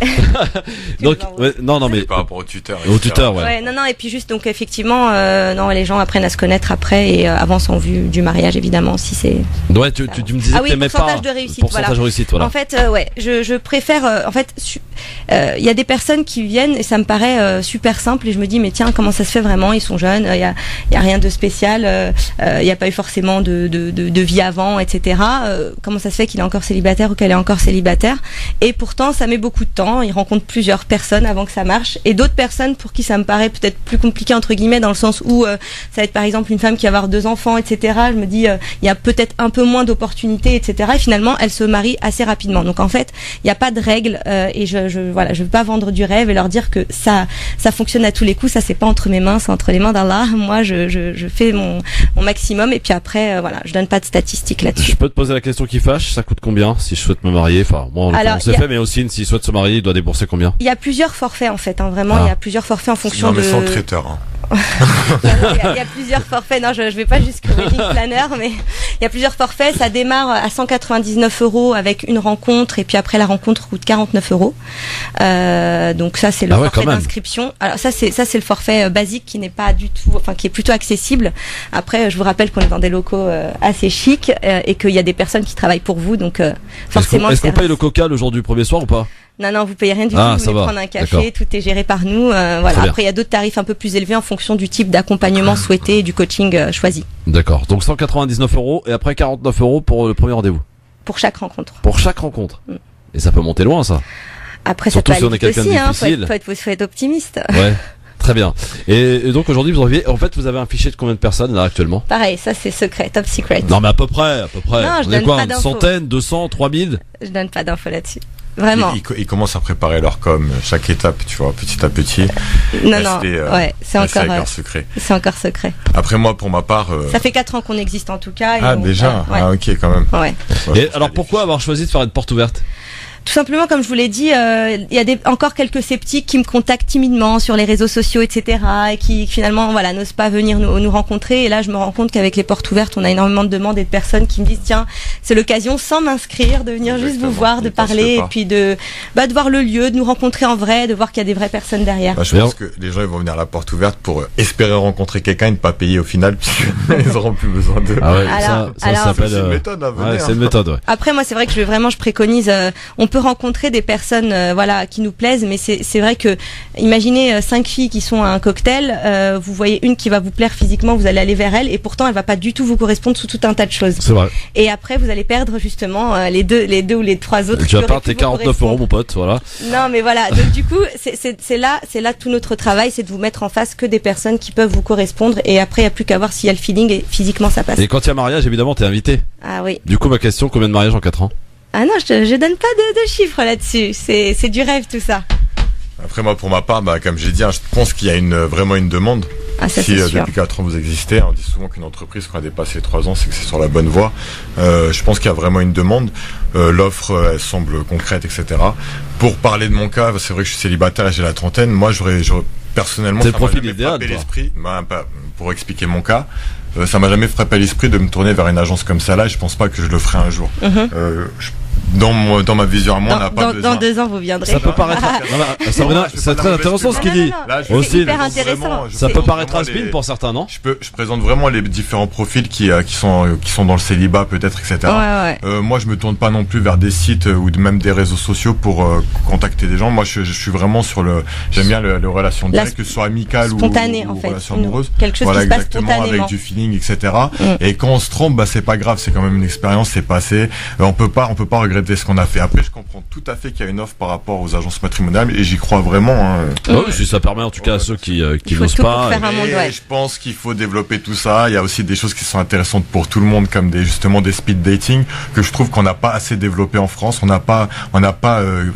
y a aucune créativité. Alors justement, par rapport à ça, moi, contrairement aux autres pays qui sont très développés. Ouais, en fait, j'ai étudié pas mal on va dire de procédés ou de process avant d'arriver à ce process-là qui fonctionne le mieux. Les speed dating, c'est pareil. En fait, il y a un problème il y a des personnes qui vont être plus visibles ou plus à l'aise dans un speed dating, et donc du coup vont être tout de suite. Voilà, on a souvent le cas sur 5 tables. Il y a une fille qui va être tout de suite, likée par tous les hommes parce qu'elle va être plus à l'aise physiquement, la plus jolie, etc. Et on va passer à côté peut-être de celle qui va être la bonne en fait. Et donc moi, je pense qu'il faut pas mettre les gens en concurrence. Mais ça prouve une chose, c'est que l'être humain, il est très physique quand même, en tout cas pour l'homme. Bah oui, l'homme était pas. Bon, la femme aussi, de plus en plus. De plus en plus, mais ça n'exclut pas. C'est-à-dire, moi, quand je vous présente une femme, elle va vous plaire ou pas. Mais il y en aura qu'une, il n'y aura pas de concurrence. Et vous-même, vous ne serez pas en concurrence. Sabrina, ça veut dire que tous ceux et toutes celles qui vont dans ce genre d'agence patrimoniale, c'est pas forcément les plus beaux, ou alors on se trompe? Ah non, pas du tout, c'est archi faux. Franchement, ils sont super beaux. Ouais. Alors ça, j'en doute pas. Alors, franchement, les filles comme les hommes, il y a vraiment pas de problème de physique. Sociologiquement, je pense que c'est compréhensible. C'est simplement que les gens, c'est métro, boulot, dodo, jeunes cadres dynamiques, ils n'ont pas d'opportunité. Forcément, il y a une carrière à gérer. Après, voilà, c'est des gens qui effectivement n'ont pas d'opportunité, qui vont pas dans les sorties, on va dire, ils vont pas passer leur soirée en boîte de nuit, etc. Et du coup, ils ont pas de lieu, tout simplement. Je rebondis justement sur ce qu'elle vient de dire. C'est vrai qu'en France, dans notre communauté, en tout cas, ceux qui ont décidé de suivre leur carrière à la suite de leur diplôme, à la suite de leurs études, aujourd'hui, ils ont 28, 29, la trentaine, il y a beaucoup dans ce cas-là qui ont la situation qu'il faut, qui sont physiquement agréables, etc. Ouais. Mais justement, qui n'ont pas cette chance et ces opportunités qui se débloquent à eux, ou qui rencontrent souvent les mauvaises personnes, ou qui leur conviennent pas.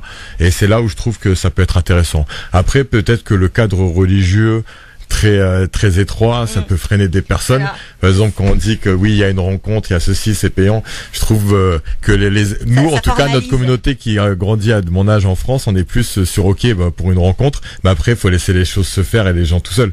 Je trouve pas que l'être humain a besoin d'un chaperon pour le guider, mais je trouve que cette offre, c'est un point de vue tout à fait, et effectivement, il y en a pour qui ça convient. Après, je pense aussi. Sabrina, en 4 ans, combien de divorces? 0 divorce et des bébés, par contre. Combien d'enfants? Là, on a 3 enfants cette année. Non, mais combien d'enfants depuis 4 ans? Depuis 4 ans, faudrait que je fasse le calcul. Mais en 2017, ça a bien travaillé.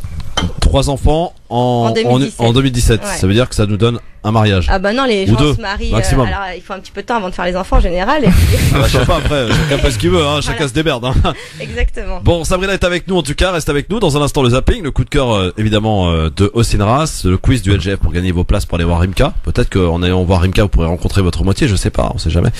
En tous les cas, ce samedi, donc l'agence matrimoniale de Sabrina qui s'appelle Abelny. Abelny. Fais une porte ouverte, tu nous donneras évidemment l'adresse, les coordonnées dans un instant, ne bougez pas. Si vous avez des témoignages, 01 40 33 9000, bienvenue dans le LGF en mode rencontre aujourd'hui. France Maghreb 2. France Maghreb 2. Il a essayé l'ami aussi d'avoir des informations, mais il a rien. Elle a pas. Rien du tout. J'ai essayé de gratter le catalogue, mais elle a pas voulu. Sabrina. Oh là là, catalogue, ça fait un peu genre, hein, c'est très caricatural quand même. Ah ouais. Mais comment vous voulez qu'on appelle ça Je sais pas. Le c'est portfolio Sabrina. Ouais. Sabrina qui est avec nous. Berima. Berima. Pas grave. Pardon. Non, mais j'ai l'habitude d'en mixer les noms, hein, Ah, tu sais, c'est moi, bien. tu me connais, c'est comme ça. De l'agence Abelny. Oui. Agence matrimoniale qui fait une porte ouverte donc ce samedi, samedi prochain. Ça se passe où? C'est à Paris? Alors on est à Agnières-sur-Seine, D'accord. sur une péniche dans le port Van Gogh. Ouais. La péniche, c'est la péniche avant Seine. Voilà, port Van Gogh à Agnières-sur-Seine. Mais vous avez quand même un site internet malgré tout. Oui. Ah. www.abelny.com et il y a pas mal d'éléments aussi sur la page Facebook de l'agence. Voilà. Donc vous n'êtes pas fermé aux réseaux sociaux, etc. Ah non, pas du tout, c'est un moyen de communication. Et quand, oui, mais ça aussi c'est une méthode. Parce que, non, je donne pas les méthodes à la radio. Pourquoi? Quelle méthode de Non, on les dit pas, on les dit pas. Non, pour les auditeurs qui vont sur votre page Facebook.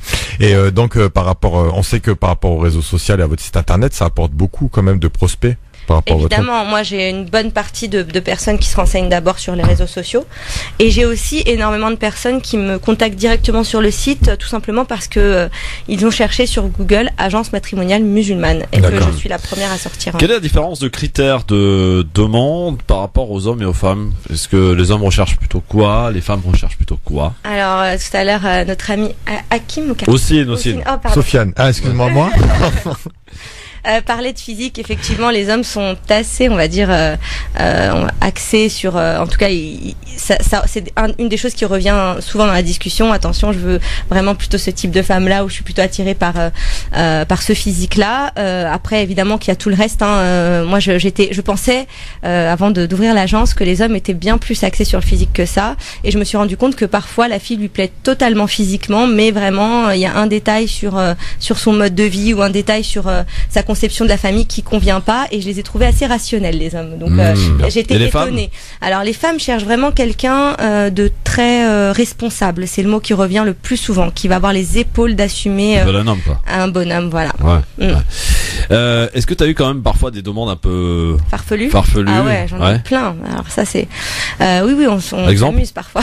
Exemple? Je sais pas, il y a des gens qui vont être très très pointilleux sur la taille, par exemple. Moi je trouve que c'est pas, enfin, qu'on dise je veux une fille plutôt grande ou pas forcément grande, je peux comprendre, mais des fois on est sur... Une femme plus grande que moi, par exemple, moi ça me choque. Hein. Il y a déjà un homme qui faisait 1m75 qui m'a dit je veux une femme de plus d'1m74. Je lui ai dit elle a 1m73, il me dit non, 1m74. Ah ouais, d'accord. Il y a des gens qui sont un peu maniaques. Ah, les mecs qui disent je paye, tu fais ce que je dis. Complètement. C'est un peu ça, voilà. C'est un peu, on pense que quand on paye une agence, on va pouvoir, c'est un peu comme à Carrefour, mais je leur dis si les hommes et les femmes tombaient du ciel ou étaient sur un rayon de Carrefour, ça se saurait, quoi. Ouais, donc voilà. Ce serait marrant. Elias qui est avec nous, 01 40 33 9000. Bonsoir Elias. Bonsoir. Bonsoir, on vous écoute Elias. Voilà. Je me présente, voilà, c'est pas pour faire de la pub, mais on a une expérience dans ce domaine aussi.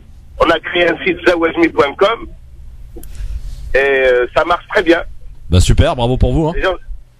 Les gens sont très contents et on a fait quand même beaucoup de bonnes choses. Moi je donne des chiffres, à peu près un mariage par mois.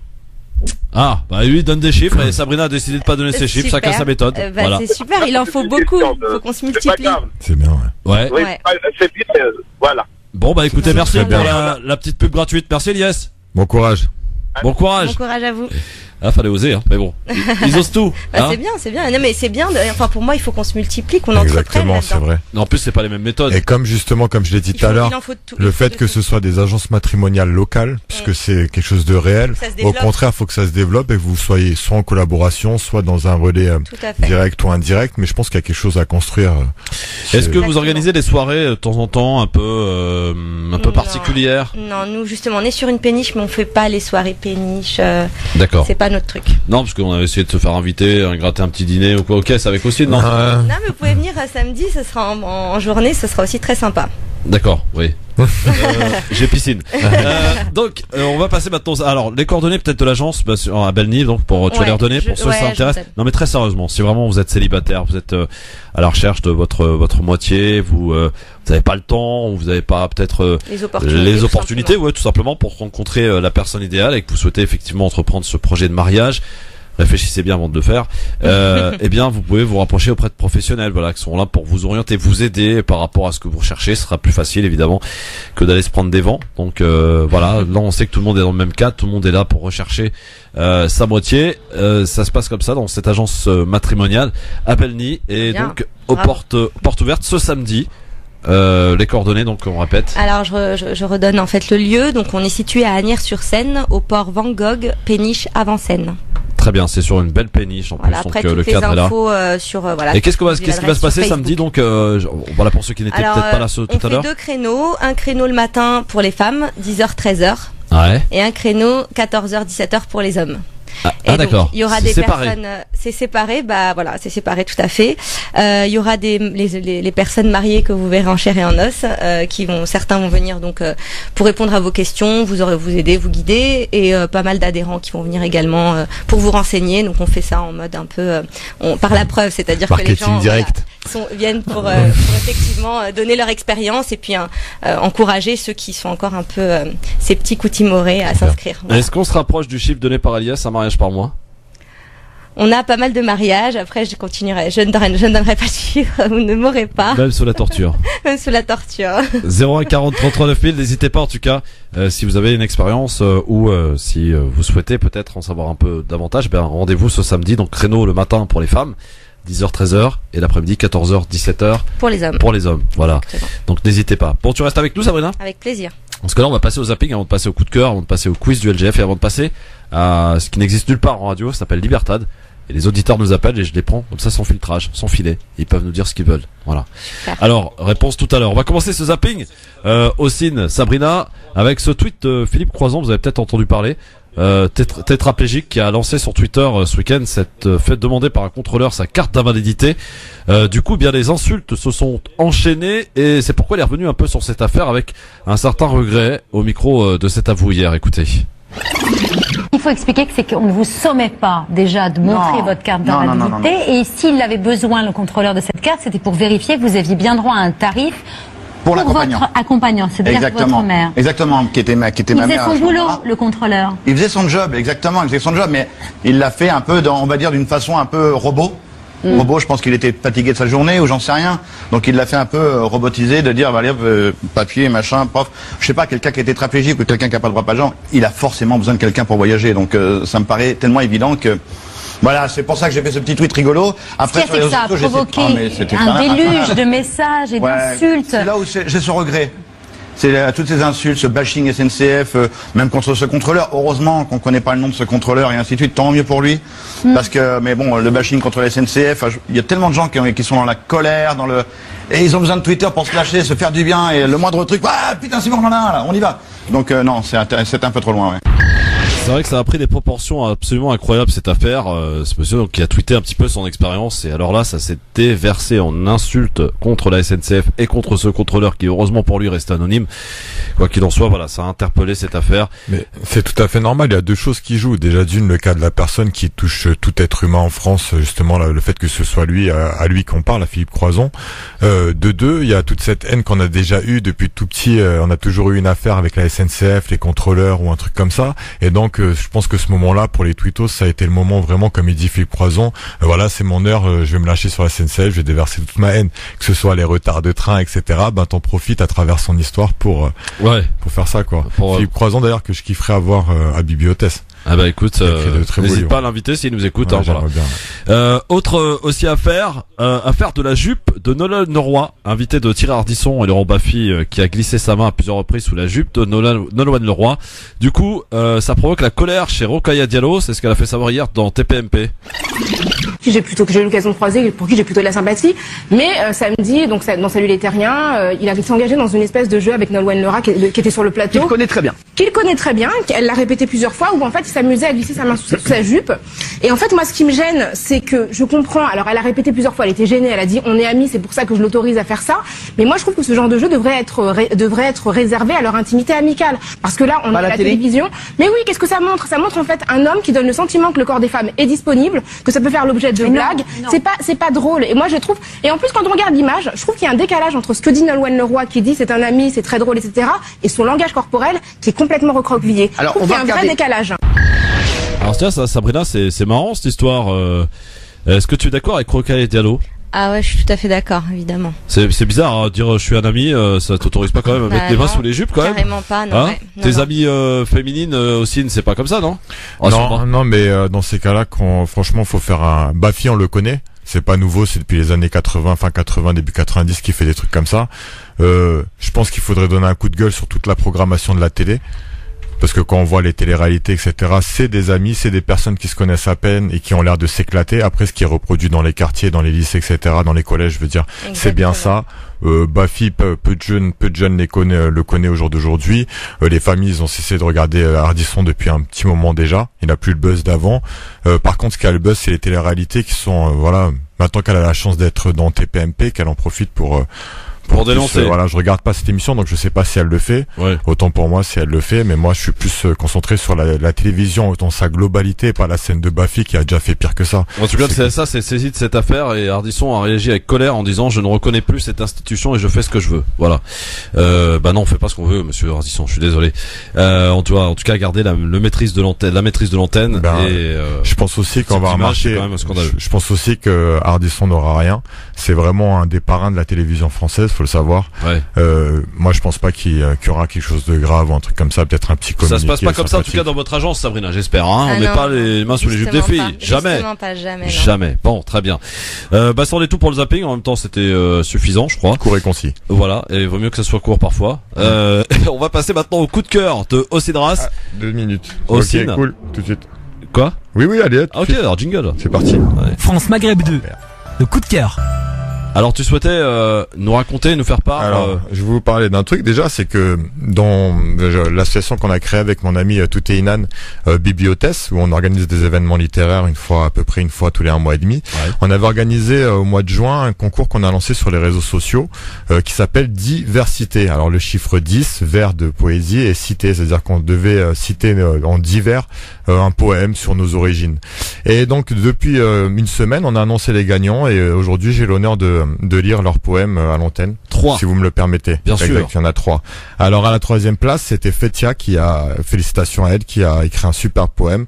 Elle a eu 51 voix et je vais les lire tout de suite. Alors je suis de tout horizon, mise en prison. Je suis d'ici et d'ailleurs, empli de joie et de pleurs. Je suis d'ailleurs d'ici, tellement grand et si petit. Je suis dans l'oubli au fond d'un puits. Je suis de terre et d'argile, frêle et fragile. Je suis de chair et de sang, absent et souvent transparent. Je suis d'or et d'argent, un pur diamant. Je suis hiver et printemps, n'ayant en main qu'un laps de temps. Je suis merveille et richesse, tendresse et sagesse. Je suis différent et si commun, seulement humain. Je suis dans sa complexité, la diversité. Je suis. Bravo à Fetia pour ce magnifique poème. Pas mal. Voilà, c'était la 3e place. 3e place. Et ensuite, on a eu 2 vainqueurs ex aequo. Alors, il y a eu celui de Samina Sam. Alors bravo aussi à elle. Son poème s'appelle Qui suis-je?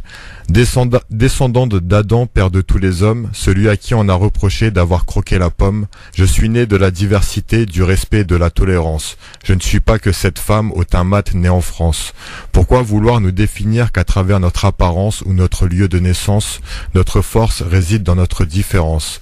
À travers ces diversités, j'espère éveiller les consciences et les cœurs. Ouvrez vos yeux, nous sommes tous des frères et sœurs. Nulle nationalité ne devrait nous diviser. Je suis la paix, libre d'exister. Bravo aussi à elle. Alors elle a partagé la première place avec juste que je retrouve le poème, excusez-moi, 2 secondes. Oui. Alors pour l'instant, Sabrina, tu t'aimes bien? Ouais, très beau. ça peut aussi être un moyen de séduire aussi, hein, voilà, au travers des vers. La poésie. La poésie. Et première aussi avec Zeko, avec Samina Sam. Alors c'est Karima Talbioui. Que des femmes. Hein. Pour exactement 3 femmes, exact. Ouais. Alors qu'on a eu plein de poèmes, on en a une quarantaine, franchement magnifiques tous les uns que les autres. J'ai fait les sites, alors je le lis.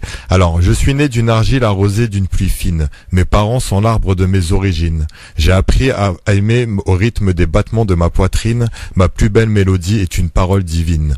Être moi, c'est décrire mes racines. Entre champs de roses et jardins d'épines, chaque lettre de mon prénom me fascine. Il me vient de ma grand-mère trop câline. Le foyer de ma naissance est devenu ruine, et mon pays est celui que j'imagine. Être moi de Karima Talbioui. Bravo à eux 3. Super. Voilà, ils sont invités au prochain bibliothéque. Le dernier. Et ben voilà, c'est les premiers. Carrément. Et il y en a eu aussi presque 40 autres à lire encore sur la page Facebook de Bibliothèque et sur le groupe Facebook. N'hésitez pas à continuer à écrire vos poèmes, hein, même si c'est hors jeu, il n'y a pas de problème, c'est avec un grand plaisir qu'on les lira et qu'on les mettra en avant. Ils seront lus aussi au prochain Bibliothèque et puis on leur remettra des prix qu'on garde aussi encore secrets comme Sabrina un petit peu. Chacun ses secrets. Merci à vous. Bien et sûr. félicitations à elle encore et à eux tous. Alors, Sabrina, auditeur, auditrice, c'est parti pour jouer maintenant avec nous au quiz du LGF. On a à vous offrir, puisque nous sommes partenaires du concert de Rimka à l'Olympia. Donc ça se passera le 6 octobre prochain. J'ai des places à vous offrir. Pour ce faire, il suffit d'appeler maintenant le 01 40 33 9000. C'est gratuit, c'est non surtaxé. Profitez-en. 01 40 33 9000 pour jouer avec nous et gagner vos places pour le concert de Rimka, un concert partenaire France Maghreb 2. Le temps d'écouter une magnifique chanson qui me donne à chaque fois des frissons, moi. Cool Chain, un ange dans le ciel. 01 40 33 9000 pour jouer avec nous pour le quiz du LGF sur France Maghreb 2. France Maghreb 2, France Maghreb 2. Il nous reste 5 minutes et c'est Libertad évidemment avec Sabrina qui est avec nous de l'agence Abelny sur France Maghreb 2. On rappelle donc ce samedi porte ouverte à partir de 10h jusqu'à 13h pour les femmes, ouais, et de 14h à 17h pour les hommes. L'adresse c'est à Agnières. 2 quai Olagny, Agnières-sur-Seine, c'est péniche avant Seine dans le port Van Gogh. Très bien. Et c'est juste pour des mariages officiels, non, parce que j'en connais certains qui ont tenté en coulisses dans la radio, je vais pas donner de nom, mais bon voilà. C'est que pour des mariages sûrs et voilà. Exactement. Voilà. Allez, 01 40 33 9000, c'est le moment de Libertad pour nous appeler maintenant, pour nous dire ce que vous voulez. Il suffit juste de nous donner votre prénom et votre ville d'appel et vous intervenez ici en direct. Allô, bonsoir. Allô, salam alaikum. Bonsoir, prénom et ville d'appel. Bonsoir à tous. Prénom Abdelzak, ville d'appel, là je roule, là je suis en SMI, je suis sur du côté d'Olney. Très bien, qu'est-ce qui se passe, Abdelrani? Abdelzak, Christophe, s'il te plaît. Abdelzak, qu'est-ce qui se passe? Ça va pas ouais, est-ce que je peux rebondir sur hier, Magid, sur l'Algérie, s'il te plaît? Bah rapide alors, pourquoi il t'a énervé? Ouais, rapide, non, parce qu'il y a des gens, je suis Magid, donc ce qu'il a dit hier, c'est il a au moins 80% de bon ce qu'il dit, parce que moi je suis bon, j'ai de la famille, j'ai mes beaux-parents et beaux-frères, tout ça qui sont en Algérie et qui sont impliqués hein, dans le système en Algérie. Hein. Ouais. Ils font de la politique et tout, mais en bas de l'échelle, tu vois, ils essayent de... Ouais. Enfin bref, moi je défie tout le monde, hein, tout Algérien, hein. S'il dit que l'Algérie pour tout le peuple c'est les étoiles, ils voient les étoiles, c'est bien, je leur défie de vivre avec 35 000 dinars et qui payent pas le loyer et qui soient avec leur femme à 35 000 dinars par mois. S'ils arrivent à vivre avec ça, je leur tire un coup de chapeau. Alors que les fruits et légumes, là en ce moment c'est l'inflation là. 120 dinars les tomates. 120 dinars, 300 dinars, une petite boîte de camembert. Vous savez ce que j'ai eu mon beau-père il y a pas longtemps, moi je les ai toutes les semaines, hein, je les appelle. Et j'ai eu mon beau-père, il m'a dit, nous le camembert on le mange pas, un petit camembert, hein. 300 dinars la boîte de camembert. Les yaourts, il me dit, les yaourts on mange pas. Le yaourt, 20 dinars, mais juste un pot, hein, pas les 4, hein. Un peu de yaourt, 20 dinars. Les yaourts, on n'en mange pas tous les jours. On mange pas du fromage. La viande, 1500 dinars le kilo. Il faut arrêter, messieurs, dames. Allez en Algérie, prenez 40 000 dinars et essayez de vivre avec un mois complet. Hein. Merci. Sans rien, je vous dis. Merci Abdelzak, merci. Pour que ça aille vite quand même, pour que les gens puissent intervenir, parce que quand même l'espace il est limité. Donc voilà, 01 40 39 000, le grand forum France Maghreb 2 vous offre cette possibilité. Je décroche, je ne sais pas qui vous êtes, ni ce que vous allez nous dire. On prend le risque, en direct, sur France Maghreb 2, 01 40 33 9000, bonsoir. Bonsoir Christophe, Mohamed d'Alfortville. Oui Mohamed, qu'est-ce qui se passe? Oui, ce serait pour faire une dédicace à Ahmed Moualek, Et big up à lui donc, et s'il nous écoute, voilà, qu'il ne lâche rien et son combat continue. Merci, c'est entendu. Ça marche, merci beaucoup, à bientôt. Ahmed Molek, je sais pas ce qu'il devient lui, hein. Tu te rappelles d'Ahmed Molek ou pas aussi? Non. La banlieue s'exprime. Non, ça te dit rien. Voilà. 01 40 33 9000 pour nous appeler maintenant, pour vos dédicaces, pour nous dire ce que vous voulez évidemment. Si vous êtes célibataire, vous souhaitez vous marier, bah il y a Sabrina qui est là, profitez-en. Voilà, 01 40 33 9000. Allô, bonsoir. Ouais, bonsoir. Bonsoir, prénom et ville d'appel. Salim de l'Essonne. Ouais, Salim, qu'est-ce qui se passe? Ouais, tout d'abord, je voulais tirer mon soutien, donner mon soutien à, comment il s'appelle, celui qui est passé tout à l'heure là. Hicham Tarak. C'est ça. On n'oublie pas ce soir dans les yeux d'Olivier, 23h15. Ouais, 23h15. Et je voulais simplement rappeler aux auditeurs qui ont parlé de concernant ce qui se passe en Algérie, que il faut pas voir tout le mal partout. Il faut quand même pas oublier que le pays a traversé une période assez difficile il y a une vingtaine d'années. Donc quand même, il faut quand même laisser le pays se reconstruire tranquillement. Ok, voilà. Ça marche. Merci Salim. 01 40 33 9000 peut-être pour une dernière sur France Maghreb 2 dans cet espace qui s'appelle Libertad, comme son nom l'indique bien sûr. Allô, bonsoir. Allô. Non, c'est bon, la digue, bien sûr. Voilà, on baisse la radio, bonsoir, qui est là? Allô? Oui, bonsoir. Prénom? Allô? Ouais, prénom, ville d'appel, vite. Ok, salut, 01 40 33 9000. N'oubliez pas de baisser la radio, hein, sinon on a un écho de ouf. Voilà. T'as vu Sabrina? C'est rare, hein, faire sans radio. On prend le risque, nous. Voilà. Allô, bonsoir, un petit dernier. Allô? Allô, c'est Rachid de Blanc. Salut Rachid, qu'est-ce qui se passe? Rachid? Ok, salut Rachid. Bon, bah c'est terminé pour ce soir en tout cas. Voilà, pour Libertad, on remet le couvert évidemment demain avec Jean-Marc Zébélus et Maïssa Leroy qui seront avec nous. Sabrina, merci beaucoup. Merci à vous. Tu nous as pas vendu du rêve, mais Ossine pour lui peut-être. Il ira faire un petit tour samedi. Ça dépend, je vais encore... Non, oui, peut-être. Oui, non, il a piscine, il m'a dit. Il a piscine. Voilà. C'est piscine, ouais, voilà. Aussi. En tout cas, on recommande à tous ceux et toutes celles qui sont célibataires et qui souhaitent peut-être éventuellement se marier, construire un projet, faire des enfants, construire une famille, quoi, et trouver la bonne personne pour ce faire.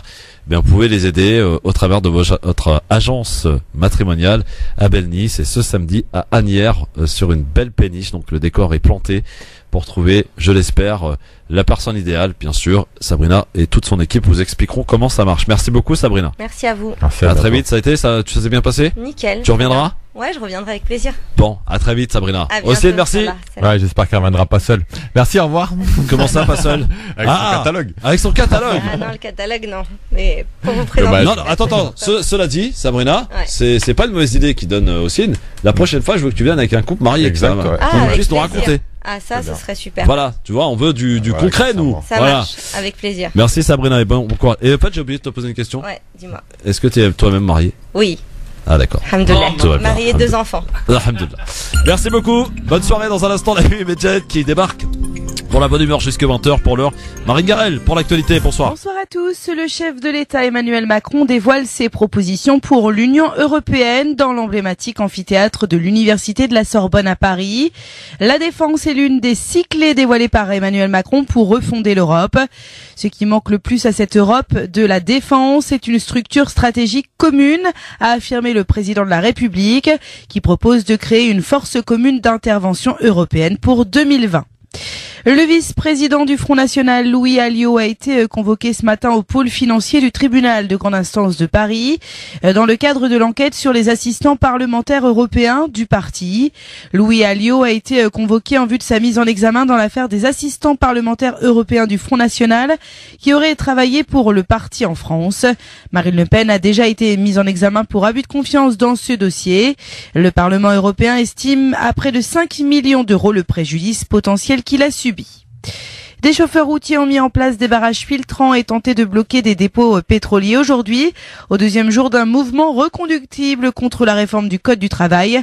Mais il n'y a pas eu de perturbation. Ils seront reçus jeudi par la ministre des Transports.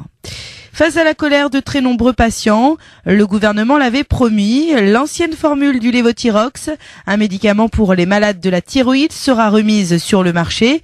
Elle sera disponible dans les pharmacies à partir du 2 octobre, selon la ministre de la Santé Agnès Buzyn. D'autres alternatives seront disponibles mi-octobre. Un mois après la disparition de Maëlys, les enquêteurs butent. Le suspect présumé clame son innocence malgré les éléments dont disposent les gendarmes. À l'étranger, le président turc Erdogan met en garde contre un risque de guerre ethnique et confessionnelle si le Kurdistan irakien mène à terme son projet d'indépendance, auquel Ankara s'oppose fermement. France Maghreb 2, service, info, musique, divertissement. France Maghreb 2. France Maghreb.